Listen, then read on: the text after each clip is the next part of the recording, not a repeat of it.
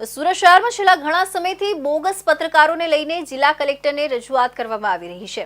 આ સંકલન બેઠકમાં આ મુદ્દો વારંવાર ધારાસભ્ય દ્વારા ઉઠાવવામાં આવી રહ્યો છે, જેને કારણે પોલીસ દ્વારા પણ પત્રકારોની તપાસ કરીને તેમની સામે કાર્યવાહી કરવામાં આવી છે, જેમાં ઘણા ખરા આરટીઆઈ એક્ટિવિસ્ટો પણ સામેલ હતા। સુરત જિલ્લા સંકલન અને ફરિયાદ સમિતિની બેઠક જિલ્લા કલેક્ટર ડોક્ટર સૌરભ પારગીની અધ્યક્ષતામાં જિલ્લા કલેક્ટર કચેરી ખાતે મળી હતી, જેમાં ધારાસભ્ય અરવિંદ રાણા, મનુ પટેલ અને મેયર દક્ષેશ માવાણી ઉપસ્થિત રહ્યા હતા। ધારાસભ્ય અરવિંદ રાણાએ રજૂઆત કરી હતી કે અખબારી ધર્મ ભૂલીને બની બેઠેલા કહેવાતા સેંકડો પત્રકારો, ઉદ્યોગકારો, વેપારીઓ આમ લોકોને ધાક ધમકી આપીને ખંડણી ઉઘરાવી રહ્યા છે। આવા પત્રકારોના કારણે મીડિયા જગતની છબી ખરાબ થઈ રહી છે, તેમજ સમાજ અને સરકાર વચ્ચે જનજાગૃતિનો સેતુ બનનાર સાચા પત્રકારોને સહન કરવું પડે છે। પત્રકારત્વ નામે ઉઘરાણું કરતા અસામાજિક તત્વો સામે કડક હાથે કાર્યવાહી કરવામાં આવે અને આવા પત્રકારોના અખબારના રજિસ્ટ્રેશન રદ કરવામાં આવે। સુરત શહેરમાં આરટીઆઈ એક્ટિવિસ્ટ તરીકે કામ કરીને મિલકત ધારકોને બ્લેકમેલ કરતા હોવાની ફરિયાદો વ્યાપક પ્રમાણમાં ઉઠી રહી છે, તો કેટલાક પત્રકારો માત્ર તોડબાજી કરીને પોતાનું ગુજરાન ચલાવતા હતા।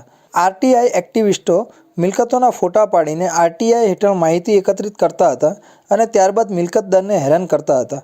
કેટલાક તોડબાજ પત્રકારો પણ આવી જ રીતે મિલકતોના વિડીયો ઉતારતા અને ફોટા પાડી પોતાના છાપામાં તેને પ્રસિદ્ધ કરીને મિલકતદારને બદનામ કરવાની ધમકી આપતા હતા।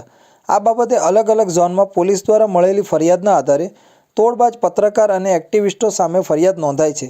શહેરભરમાં કુલ 46 જેટલી ફરિયાદો નોંધવામાં આવી છે।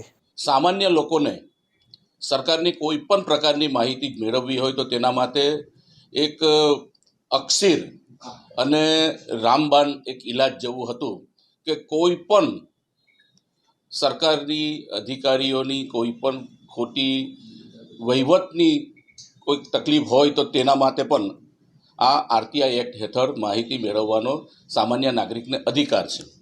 પરંતુ આ આરટીઆઈની આડમાં કેટલાક બની બેઠેલા પત્રકારો કે એવા પત્રકારો કે જે પત્રકારત્વના જે વિશ્વાસ છે એ વિશ્વાસને કલંકિત કરનારાઓ કેટલાક એવા તત્વો છેલ્લા 2 મહિનાથી મારી લડત ચાલુ છે। એમાં સુરત શહેરમાં પોતાનું મકાન, ઘરનું ઘર બનાવતા હોય, પ્લાન મંજૂર હોય અને કેટલાક કિસ્સાની અંદર કેટલાક મકાનો રિપેર કામ કરતા હોય, કેટલું રિનોવેશન કરતા હોય, તો આ અંગેની માહિતી આરટીઆઈ દ્વારા માંગીને એના મકાનના ફોટાઓ પાડીને કેટલાક કહેવાતા પત્રકારો રીતસર ખંડણી ઉઘરાવતા હતા।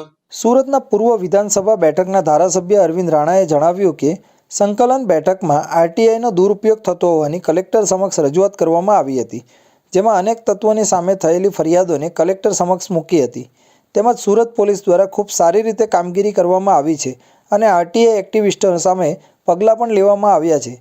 તેમજ જે પત્રકારો તોડબાજીના ઈરાદે કામ કરી રહ્યા છે તેમની સામે પણ કાર્યવાહી કરવામાં આવી તેવી રજૂઆત કરી હતી। સાથે આવા તોડબાજોના જે ન્યૂઝપેપર છે તેમને બ્લેકલિસ્ટ કરવામાં આવે અને જે કથિત પત્રકારો પાસે એક્સ્ટ્રેડિશન કાર્ડ છે તેમના કાર્ડ પણ રદ કરવામાં આવે અને કાર્યવાહી કરવા માટેની માંગણી કરવામાં આવી હતી।